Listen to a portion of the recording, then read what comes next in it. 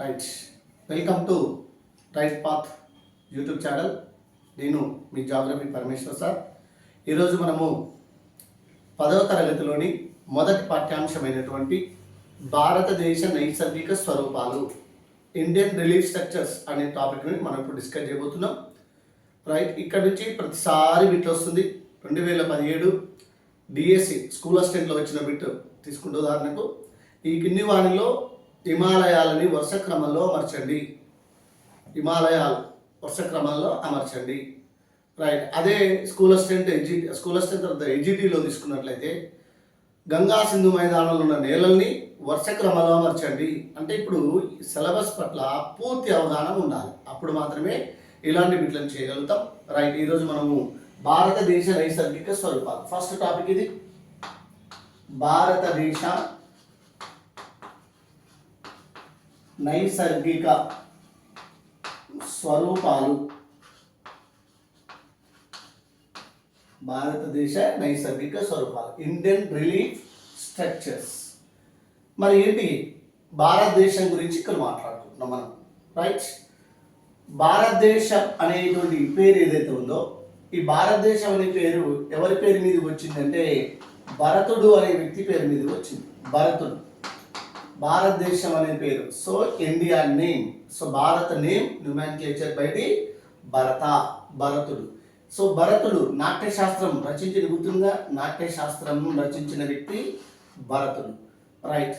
ఈ భారతదేశం అనే పేరును ఎక్కడ ప్రస్తావించబడింది, ఎవరి పేరు మీదకి వచ్చింది అంటే భరతుడి పేరు మీదకి వచ్చిందని చెప్పాలి. మరి ఎక్కడ ప్రస్తావించబడింది ఈ పేరు అంటే ఐతరేయ బ్రాహ్మణం. ఐతరేయ బ్రాహ్మణంలో మనకు భారతదేశం అనే పేరు ప్రస్తావించబడింది. ఇంకెక్కడ ప్రస్తావించబడింది? ఎస్, ఋగ్వేదంలో కూడా. ఋగ్వేదంలో మన దేశం ఏమని ప్రస్తావించబడింది అంటే భారతదేశం. భరతుడు అనే రాజు అశ్వమేధ యాగమును చేసి రాజ్యమును విస్తరించినట్టుగా మనకు ఈ రెండిట్లలో కూడా కనిపిస్తుంది. రైట్. ఇక మన దేశానికి చాలా పేర్లు ఉన్నాయి, అవన్నీ మనకు డిఎస్సి స్థాయిలో అవసరం లేదు. రైట్. అలాగే నెక్స్ట్ తీసుకుందాం. మరి భారతదేశం ఏదైతే ఉందో దీని విస్తీర్ణం కనుక తీసుకున్నట్టు, భారతదేశం యొక్క విస్తీర్ణం 3,86,263 చదరపు కిలోమీటర్లు. 3,86,263 చదరపు కిలోమీటర్లు. రైట్. నెక్స్ట్ లేదనుకుంటే 3.28 మిలియన్ చదరపు కిలోమీటర్లు అనుకున్నారు. అయితే ప్రపంచ మొత్తం విస్తీర్ణంలో భారతదేశం విస్తీర్ణం శాతపరంగా తీసుకుంటే 2.4% ఉంటుంది. 2.4% ఉంటుంది.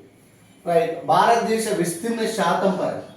రైట్. అలాగే తీసుకున్నట్లయితే కేవలం నీళ్ళని మాత్రమే తీసుకొని వదిలేసి, అంటే వాటర్ని వదిలేసి, అంటే కేవలం ల్యాండ్ సర్ఫేస్ మాత్రమే, భూపరితల స్వరూపం మాత్రమే తీసుకుంటే ప్రపంచంలో 0.56% ఉంటుంది భారతదేశ విస్తీర్ణ శాతం. అంటే ఇదే మొత్తం విస్తీర్ణ శాతం, ఇది కేవలం భూపరితల విస్తీర్ణ శాతం, అంటే only earth surface, terrestrial region only. Right. ఇప్పుడు మరి ప్రపంచంలో భారతదేశం పరిమాణంలో అంటే సైన్స్, మరి భారతదేశం పరిమాణంలో ఎన్నో పెద్ద దేశం అంటే 7వ పెద్ద దేశం. సో 7th లార్జెస్ట్ కంట్రీ అని చెప్పుకోవచ్చు. అంటే as a geographic size India 7th largest country. Total area extended size 3.28, actually 68 కాదు. So 3.28 million square kilometres. 3.28 million square kilometres. లేదు, ఏరియా సైజ్ అయితే ఇంత, ఏరియా పర్సంటేజ్ అయితే ఇంత. ఓన్లీ టెరెస్ట్రియల్ రీజియన్ అయితే మాత్రం 0.56% అనే విషయాన్ని మనం ఇక్కడ గమనించుకోవాలి. భారతదేశం. మరి భారతదేశం అక్షాంశాల పరంగా ఎక్కడుంది, రేఖాంశాల పరంగా ఎక్కడుంది, బట్ ఇలాంటి అంశాలను కనుక తీసుకొని చూస్తే రైట్. భారతదేశం ప్రపంచంలో ఎన్నో పెద్ద దేశం అంటే 7వ పెద్ద దేశం. మరి వరుస పెద్ద దేశాలు కనుక తీసుకొని చూద్దామంటే ప్రపంచంలో విస్తీర్ణం పరంగా పెద్ద దేశం తీసుకుంటే రష్యా. 2వ పెద్ద దేశం కనుక తీసుకున్నాం అనుకోండి కెనడా. 3వ పెద్ద దేశం తీసుకున్నాం అనుకోండి చైనా ఉండే ఒకప్పుడు, చైనా ప్లేస్లో ఇప్పుడు యూఎస్ఏ వచ్చింది. సో 4th ప్లేస్లో ఇప్పుడు చైనా ఉంది. చైనా నుండి తైవాన్ అనే దేశం సపరేట్ కావడం వల్ల ఇప్పుడు 4th ప్లేస్లోకి వెళ్ళిపోయింది. రైట్, అలాగే తీసుకుంటే చైనా తర్వాత తీసుకుంటే బ్రెజిల్, ఆ తర్వాత తీసుకుంటే ఆస్ట్రేలియా, 7వది తీసుకున్నట్లయితే ఇండియా అంటే భారతదేశం, 8వ తీసుకుంటే అర్జెంటీనా, 9వ తీసుకుంటే కజకిస్తాన్,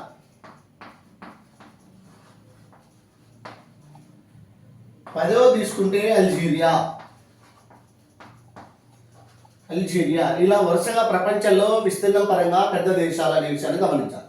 రైట్, ఇక్కడ భారతదేశం 7th ప్లేస్లో ఉంది. మనకంటే ముందున్నది ఎవరంటే ఆస్ట్రేలియా, మన తర్వాత ఉన్నది ఎవరంటే అర్జెంటీనా. బిట్లు ఇట్లా సింపుల్గా రావు. ఎలా వస్తాయి?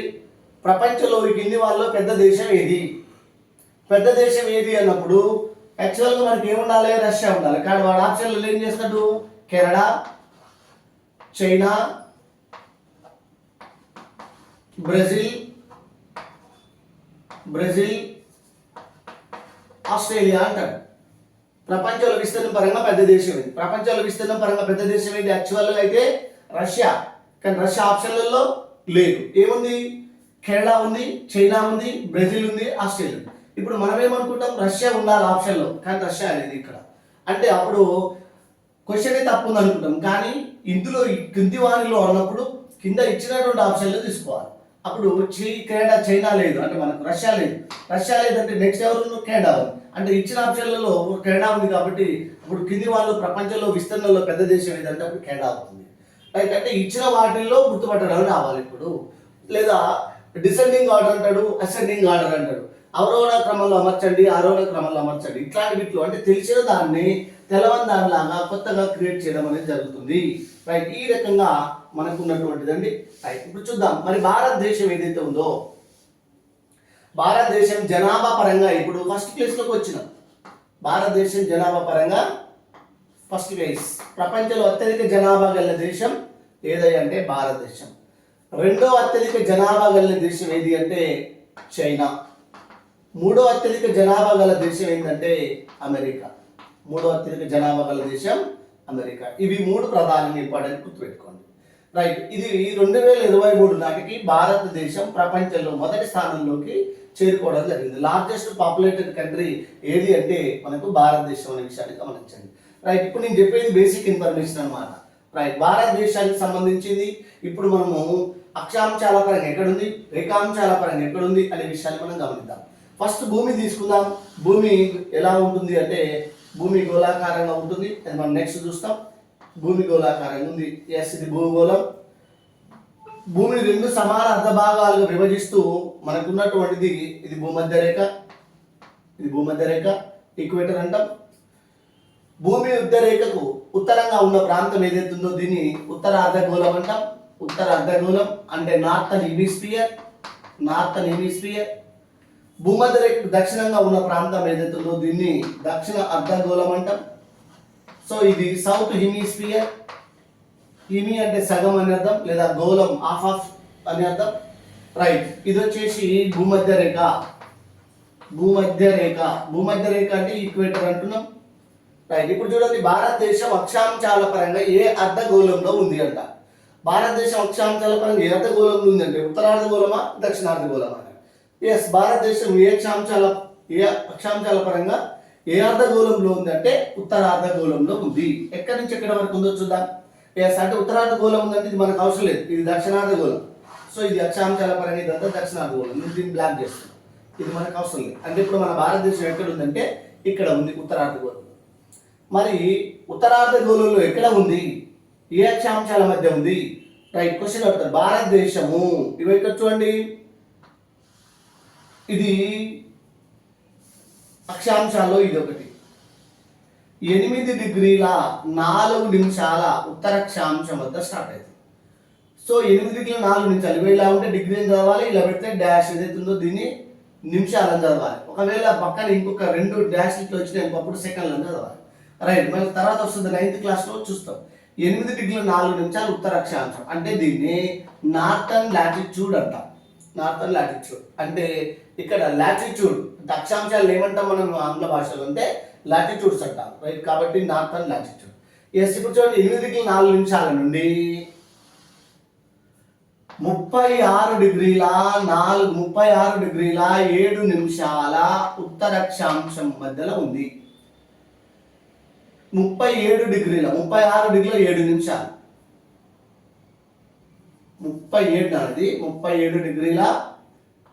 37°6' ఉత్తర అక్షాంశాల మధ్య ఉంది. ఎస్, 8 నుంచి కరెక్ట్గా 37 లెక్క పెడితే మనకు 30 వస్తాయి. కౌంట్ చేసుకోండి ఎప్పుడైనా కావాలనుకుంటే, రైట్. అంటే భారతదేశం ఇక్కడ ఉంది. ఉదాహరణకి ఇట్లా తీసుకుంటే భారతదేశం మ్యాప్ ఇట్లా తీసుకుంటే ఇక భారతదేశం ఇట్లా ఉంది. భారతదేశం వచ్చేసి ఇలా ఉంది. ఇది భారతదేశం, రైట్. అంటే భారతదేశం అక్షాంశాల పరంగా ఎక్కడ ఉందంటే 8 డిగ్రీలు ప్రధాన భూభాగం. Indian terrestrial mainland extended which of the latitudinal area. Yes, 80°4' northern latitude to 37°6' northern latitude area. Yes, in this time, how many of the latitude passes through the Indian region? 30 latitudes. Then you have counted 8 to 37. So total how many of the latitude passes through this area? 30 latitudes. Right. కాబట్టి ఇక్కడ గుర్తుపెట్టుకుందాం 30. అంటే ఇక్కడ ఏముంది question ఏమడిగింది గతంలో DSL అడిగిండు. భూమధ్య రేఖ భారతదేశం భూమధ్య రేఖకు ఉత్తరంగా ఉంటుందా దక్షిణంగా ఉంటుందా అంటే భారతదేశం ఇది భూమధ్య రేఖ ఎక్కడ ఉంటుంది ఉత్తరంగా ఉంటుంది, రైట్. అంటే భారతదేశం భూమధ్య రేఖకు ఉత్తరంగా ఉంటుంది. ఎక్కడ 8°4' నుంచి 37°6' మధ్యలో ఉంటుంది, రైట్. ఆ తర్వాత ఇక్కడ నెక్స్ట్ లక్షద్వీపులు అండమాన్ నికోబార్ దీవులు ఉంటాయి, మనకు తెలుసు. ఇక్కడ లక్షద్వీపులు ఉంటాయి, ఈ ప్రాంతాల్లో అండమాన్ నికోబార్ దీవులు ఉంటాయి. సో అవి కనుక తీసుకున్నాం అనుకోండి 6°45' ఉత్తర అక్షాంశం వద్ద స్టార్ట్ అవుతాయి. కాకపోతే అది మెయిన్ ల్యాండ్ కాదు, ఐలాండ్ ఏరియా అంటే దీవుల ప్రాంతం. సో కాబట్టి దీన్ని మనం ప్రమాణం తీసుకుంటాం. మెయిన్ ల్యాండ్ ఎక్కడి నుంచి స్టార్ట్ అవుతుందో అది మాత్రమే మనం ప్రమాణంగా తీసుకుంటాం, రైట్. కాబట్టి ఇక్కడ మెయిన్ ల్యాండ్ ఏది అంటే ఇక్కడ 80°4' నుంచి స్టార్ట్ అవుతుంది, రైట్. ఇందులో మనకు ఉన్నటువంటి ప్రధానమైన ఒక అక్షాంశం ఇక్కడ నుంచి వెళ్తుంది. So one of the main latitude passes through the Indian region in central part of area that is 23.5 northern latitude area. So this is called as tropic of cancer. తెలుగులో ఏమంటాం అంటే దీన్ని కర్కట రేఖ అంటాం. అంటే భారతదేశం మధ్య గుండా ఏం వెళ్తుందంటే కర్కట రేఖ వెళ్తుంది, రైట్. ఇప్పుడు అక్షాంశాల పరంగా చూస్తున్నాం మనం. భారతదేశము అంటే భౌగోళికంగా ఎలా ఉంది, నైసర్గిక స్వరూపం ఎలా ఉంది అనే విషయాన్ని మనం చూస్తున్నాం ఇక్కడ, రైట్. దీంట్లో తీసుకున్నట్లయితే కర్కట రేఖ భారతదేశం మధ్య గుండా అడ్డంగా వెళ్తుంది కర్కట రేఖ. ఇప్పుడు మనం భారతదేశ అక్షాంశాల పరంగా చూస్తున్నాం. 8°4' నుంచి 30°6' ఉత్తర అక్షాంశం మధ్య ఉంది, రైట్. ఇది మెయిన్ ల్యాండ్. అదే దీవులు కనుక తీసుకుంటే 6°45' 6° నుంచి 45' ఉత్తర అక్షాంశాల మధ్య ఉంది. ఇది భారతదేశం అక్షాంశాల. ఈ సందర్భంలో భారతదేశం మధ్య గుండా వెళ్ళే ప్రధానమైన అక్షాంశం ఇది అంటే కర్కట రేఖ వెళ్తుంది. ఎస్, ఇది కర్కట రేఖ. ఈ కర్కట రేఖను ఆధారంగా చేసుకొని భారతదేశాన్ని ఉత్తర భారతదేశం అనొచ్చు, దక్షిణ భారతదేశం అనొచ్చు, అంటే నార్త్ ఇండియా అనొచ్చు, సౌత్ ఇండియా అనొచ్చు. బట్ ఇప్పుడు కర్కట రేఖ ఏదైతుందో దీని గురించి కొద్దిగా డీటెయిల్గా మాట్లాడుతున్నాం. Yes, one of the important latitude passes through our Indian region horizontally in central part of area. So that is very important latitude in our India. That is tropic of Cancer. కర్కట రేఖ అని చెప్పుకుంటాం. అర్థమవుతుందా? కర్కట రేఖ, right. This tropic of Cancer passes through in our India nearly 8 states. Yes, it is covered 8 states. Passes through the 8 states. There are, so ఒకసారి చూద్దాం. అంటే కర్కట రేఖ ఏదైతుందో భారతదేశం మధ్య గుండా వెళ్తుందన్నాం, రైట్. నేను కొద్దిగా పెద్దగా చూపిస్తున్నా. ఇది భారతదేశం అనుకోండి, ఇది భారతదేశం అనుకో.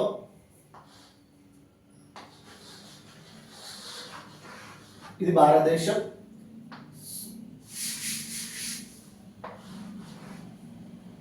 రైట్. ఇట్లా వెళ్తుంది. ఇది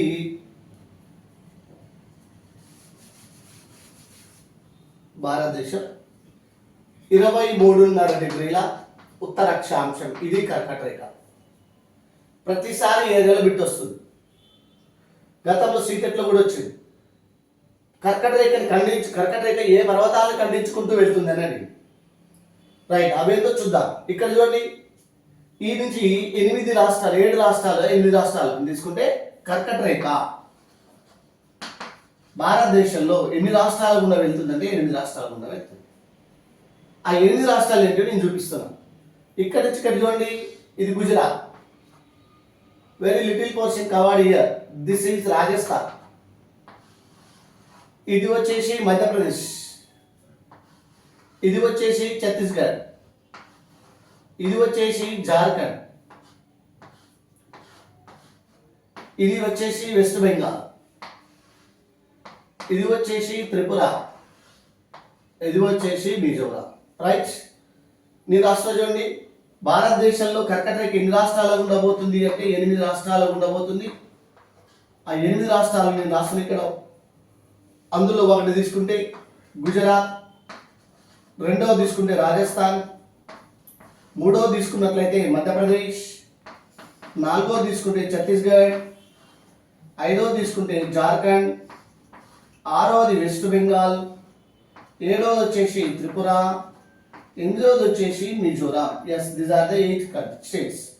ఇక్కడ క్వశ్చన్ అడుగుతున్నాను, భారతదేశంలో కర్కటరేఖ మధ్య గుండా వెళ్తుంది, అయితే ఎడమ నుంచి కుడికి వరుసగా రాష్ట్రాలను అమర్చండి అంటారు. ఎడమ నుండి కుడికి వరుసగా అమర్చండి, ఇది లెఫ్ట్ టు రైట్. ఎడమ నుంచి కుడికి వరుసగా అమర్చండి అంటే ఇది అనమాట, ఇది సీక్వెన్స్.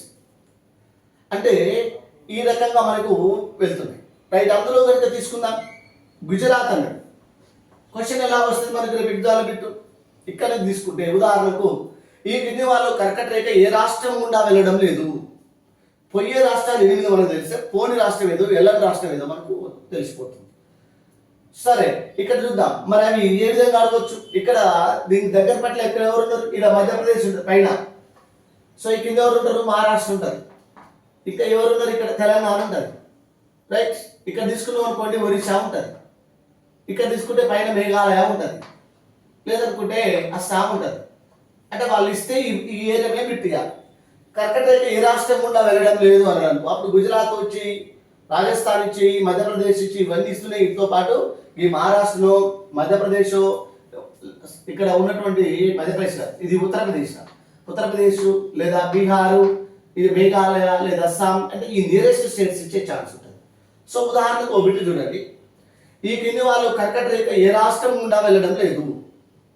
కర్కటరేఖ ఏ రాష్ట్రం గుండా వెళ్ళడం లేదు. Tropic of cancer not passes through the which state in following one. Right, అందులో తీసుకుంటే 1 గుజరాత్, 2 రాజస్థాన్, 3 బీహార్, 4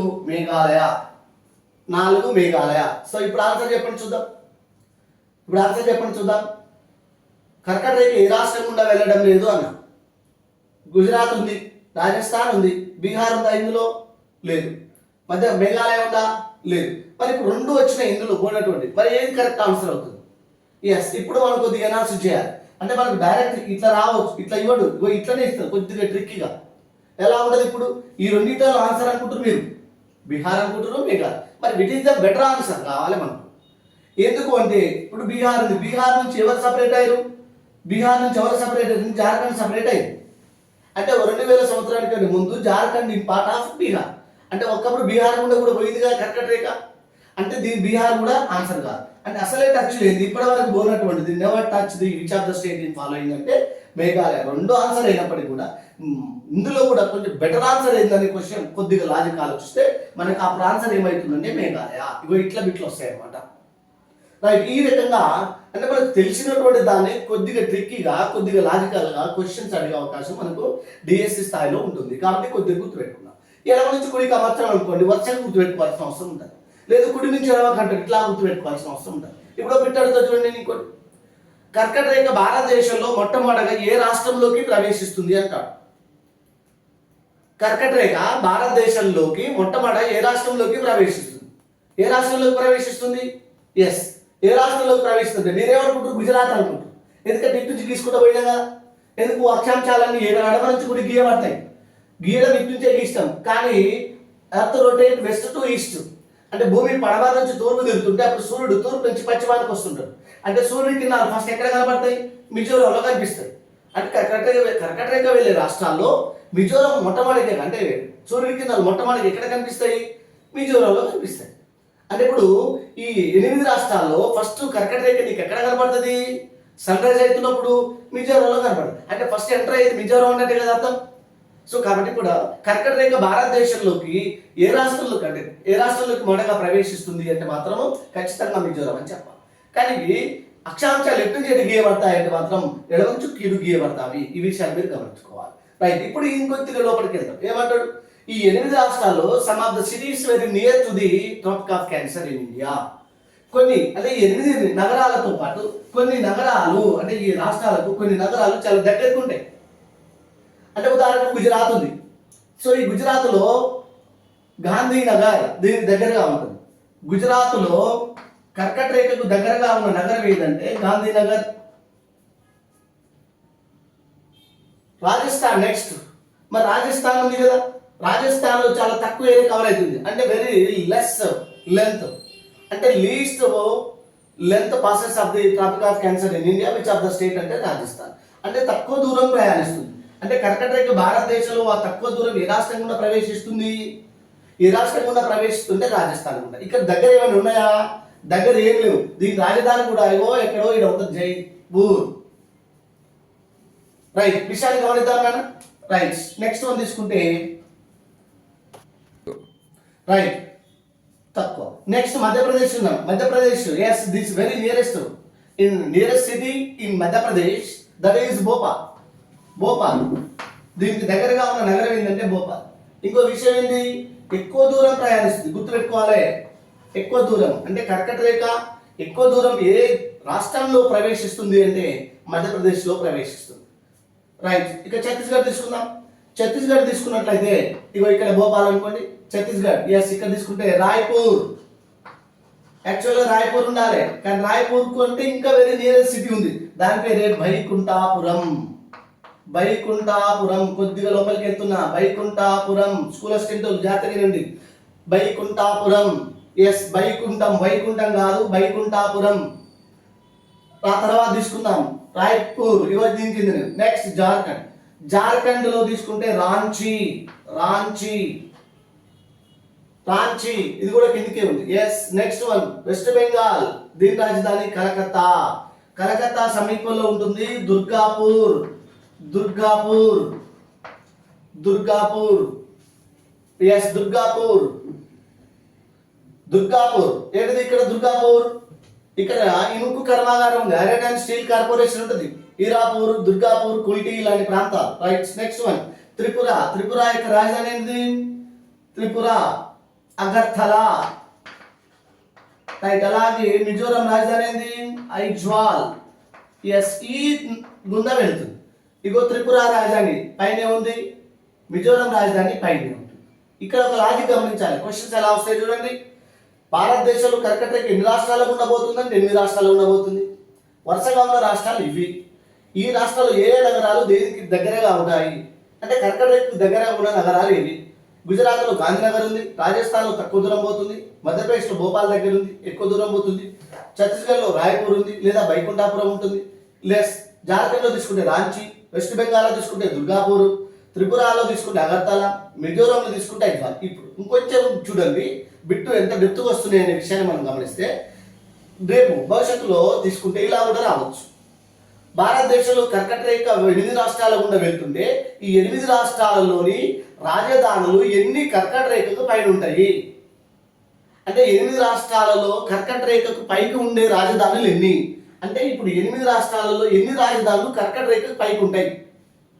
కర్కట రేఖకు పైకి ఉంటాయి అంటే చూడండి, రాజస్థాన్ పైనే ఉంది, త్రిపుర పైనే ఉంది, మిజోరాం పైన ఉంది. అంటే above of the tropic of cancer how many of the capitals in passes of the states అంటే 3. అంటే భారతదేశంలో 8 రాష్ట్రాల గుండా కర్కట రేఖ పోతే అందులో 3 రాష్ట్రాల రాజధానులు కర్కట రేఖకు పైకి ఉంటాయి. So remaining of the 5 Capitals ఏవైతే ఉన్నాయో అవి కర్కట రేఖ కింద ఉంటాయి. ఇట్లా కూడా బిట్లు వస్తాయి. ఇక మీరు గ్రూప్ 2, గ్రూప్ 1 ఇంకా అదర్ కాంపిటేటివ్ ఎగ్జామ్స్ కనుక వెళ్తే ఇంకొంచెం డీటెయిల్గా చూసుకోండి ఎలా వస్తాయి. అప్పుడు కర్కట రేఖ ఏదైతే ఉందో ఈ కర్కట రేఖని ఖండించుకుంటూ వెళ్ళే ఈ రాష్ట్రాలలో 3 రాష్ట్రాల రాజధాని పైకి ఉంటే 5 రాష్ట్రాల రాజధాని కింద ఉన్నాయి. ఇవి కాకుండా total how many of the capitals above of the tropic of cancer in India? Total గా భారతదేశంలోని కర్కట రేఖ పైకి ఉన్న రాష్ట్రాల రాజధానులు ఎన్ని లేదా రాజధానులు ఎన్ని? అప్పుడు పైకి ఎన్ని రాజధానులు ఉంటాయంటే టోటల్గా ఉండే రాష్ట్రాలు 15, ఉండే రాజధానులు 14. 15 రాష్ట్రాలు పైన ఉంటాయి.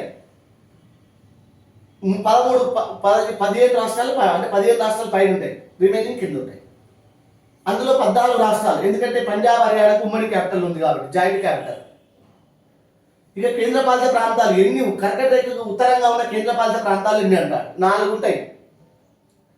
జమ్మూ కాశ్మీర్ ఉంటుంది, లడఖ్ ఉంటుంది, ఢిల్లీ ఉంటుంది, చండీగఢ్ ఉంటుంది. ఈ 4 ఉంటాయి. ఇక కింద 4 ఉంటాయి. డయూ డామన్ అండ్ దాద్రా నగర్ హవేలీ ఒకటి, అండమాన్ నికోబార్ ఒకటి, పాండిచ్చేరి ఒకటి, రైట్, అండమాన్ నికోబార్ దీవులు, లక్షద్వీపులు, నెక్స్ట్ పాండిచ్చేరి, అదే పుదుచ్చేరి, నెక్స్ట్ డయూ డామన్ అండ్ దాద్రా నగర్ హవేలీ. ఇవి 4 ఉంటాయి. రైట్, ఇలా 4 కేంద్రపాలిత ప్రాంతాలు పైన ఉన్నాయి, 4 కేంద్రపాలిత ప్రాంతాలు కింద ఉన్నాయి. ఇంకొకదిగా చూస్తే మరి ఇదే కర్కట రేఖని ఖండించుకుంటూ ప్రయాణించేటువంటి నదులు ఏవి అంటే అర్థం. Yes, how many of the, లేదు, what are the rivers across through the tropic of cancer in India? Right, అవి కూడా చూద్దాం.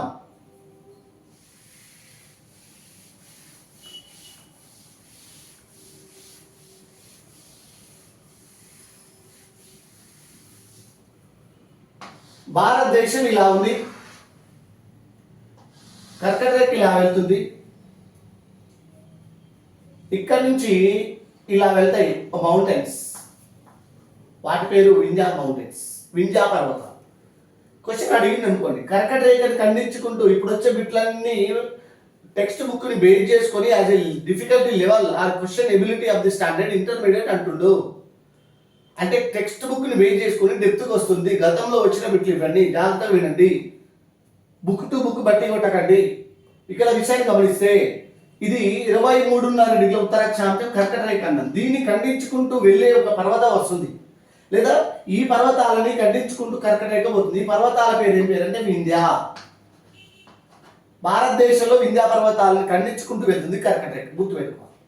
రైట్, ఇక నెక్స్ట్ ఈ యొక్క కర్కట రేఖని ఖండించుకుంటూ పోయే నదులు కదా మనకు కావాల్సింది చూస్తున్నాం. రైట్, ఇక్కడ నుంచి ఇంకో నది వస్తుంది, ఇలా ఇప్పుడు వచ్చింది ఒక నది. ఈ నది పేరు తీసుకుంటే సబర్మతి. ఇక్కడ ఒక నది ఉంది, ఇది కింద నుంచి ఇలా పుట్టి పైకి పోయి ఇలా మల కింది దిగి ఇలా వచ్చి ఇక్కడ కలుస్తుంది, కాంబే అఖాతం వద్ద కలుస్తుంది. ఇది చూడండి, దీనికి ఒక ప్రత్యేకత ఉంది. ఈ నది పేరు Mahi. Yes, it is crossed the Tropic of Cancer twice. 2 సార్లు ఖండించింది. ఇగో ఇక్కడ నుంచి ఇక్కడ ఒకసారి ఖండించింది, మళ్ళీ పై నుంచి కిందికి వస్తుంది ఒకసారి ఖండించింది. అంటే కర్కట రేఖని 2 సార్లు ఖండించుకుంటూ ప్రవహించే నది ఏదని అడుగుతారు. ఏంటిదంటే మహి, గుర్తుపెట్టుకోవాలి. Right, at the same phenomena ఇట్లనే భూమధ్య రేఖని ఖండించుకుంటూ ప్రవహించే నది కూడా ఒకటి ఉంది. భూమధ్య రేఖని ఖండించుకుంటూ ప్రవహించే నది ఒకటి ఉంది. ఎస్, ఇట్లా ఆఫ్రికా ఖండంగా తీసుకుంటే భూమధ్య రేఖ ఈక్వేటర్ ఇట్లా పోతే ఒక నది ఇలా వచ్చి ఇలా పైకి పోయి మళ్ళీ కిందికి వచ్చి ఇలా తిరిగి ఇట్లా వస్తుంది. అంటే కర్కట రేఖని ఎట్లా మహి నది ఖండిస్తుందో అట్లనే ఆఫ్రికా ఖండంలో భూమధ్య రేఖని ఖండిస్తుంది. లాజిక్ గమనించాలి. ఇదే కర్కట రేఖ 2 సార్లు ఖండిస్తే ఇది భూమధ్య రేఖ 2 సార్లు ఖండిస్తుంది ఈ నది. ఎందుకంటే పోల్చి చెప్తుంది. ఎస్, ఈ నది పేరు కాంగో నది, కాంగో లేదా జేరి అంటాం, కాంగో రివర్.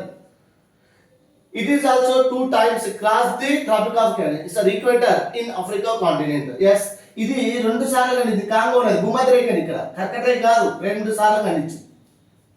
ఆ నది పేరు ఏం పేరంటే కాంగో. ఏం పేరంటే కాంగో రివర్. దీన్ని జైరి అని కూడా అంటాం. ఈ ప్రాంతాలు కాంగో నది పరివాహక ప్రాంతాల్లో ఉండే ఒక ఆదిమ తెగ, గిరిజన తెగ పిగ్మీలు. రైట్, పిగ్మీలు. నెక్స్ట్ చూడండి, మరి ఇంకొక నది ఇట్లనే తీసుకుందాం అనుకోండి. కర్కట రేఖని ఖండించుకుంటూ ఉత్తరంగా ప్రవహించే నది మరొకటి చూస్తే ఇక్కడ నుంచి తవ్వుతుంది ఈ నది చంబల్. నెక్స్ట్ ఇంకోటి తీసుకున్నట్లయితే బెట్వా. ఇంకో నది కూడా పోతుంది కేన్. ఇంకో నది కూడా పోతుంది సోన్. పైనుంచి ఒక నది కిందికి వస్తుంది దామోదర. దామోదర. ఇక్కడ మ్యాప్ చూడాలి ప్రధానంగా. 1 2 3 4 5 6 7. ఎస్, ఇక్కడ నుంచి ఇలా కలుపుకొని దీన్ని కలుపుకొని ఇలా కిందికి వస్తుంది. దీని పేరు హూగ్లీ. హూగ్లీ రివర్. రైట్. ఇప్పుడు చూడండి, కర్కట రేఖని ఖండించుకుంటూ ప్రయాణించే నదులు ఏవైతే ఉన్నాయో అవి చూస్తున్నాం మనం. ఇందులో సబర్మతి ఉత్తరం నుంచి దక్షిణానికి వచ్చింది. మాఘీ నది దక్షిణం నుంచి ఉత్తరానికి పోయి మళ్ళీ దక్షిణానికి వచ్చింది. చంబలు, బెట్వా, కేన్, సోన్ ఈ 4 నదులు ఉత్తరం అయిపోయినాయి కంప్లీట్గా, అంటే నార్త్ వర్డ్స్ డ్రైన్. నెక్స్ట్ తీసుకుంటే దామోదర, హుగ్లీ దక్షిణానికి వచ్చినాయి. అంటే ఉత్తరం నుంచి దక్షిణానికి వచ్చే నదులు 3 ఉన్నాయి. ఏంటిది? సబర్మతి ఉంది, హుగ్లీ నది ఉంది, దామోదర నది. ఈ 3 నదులు ఉత్తరం నుంచి దక్షిణానికి వస్తున్నాయి. ఇక మిగిలిన 5 నదులు దక్షిణం నుంచి ఉత్తరానికి పోతున్నాయి. అందులో ఒకటి మాత్రం ఆపోజిట్లో వస్తుంది, అంటే 2 సార్లు ఖండించింది. ఇది కర్కట రేఖకు సంబంధించినటువంటి అంశాలు. కర్కట రేఖకు సంబంధించినటువంటి అంశాలు అంటే భారతదేశంలో, అంటే భారతదేశం అక్షాంశాల పరంగా ఎక్కడ ఉంది, ఏ రాష్ట్రాల గుండా వెళ్తుంది, దగ్గరున్న నగరాలు, దగ్గర ఉన్నటువంటి ముఖ్యమైనటువంటి అంటే దాన్ని ఖండించుకుంటూ ప్రవహించే నదులు, రైట్, ముఖ్యమైనటువంటి పర్వతాలు, ఇవి డిస్కస్ చేయడం జరిగింది. రైట్. ఈ వీడియోని చివరి వరకు చూడండి. రైట్. సబ్స్క్రైబ్ చేసుకోండి. సో షేర్ చేయండి, లైక్ చేయండి. ఎస్, ఇవి మీరు గంట సింబల్ కూడా నొక్కడానికి ప్రయత్నం చేయండి. ఇది చాలా ఉపయోగపడేటువంటి వీడియో. రైట్. నెక్స్ట్ మనము రేఖాంశాల్లోకి వెళ్దాం.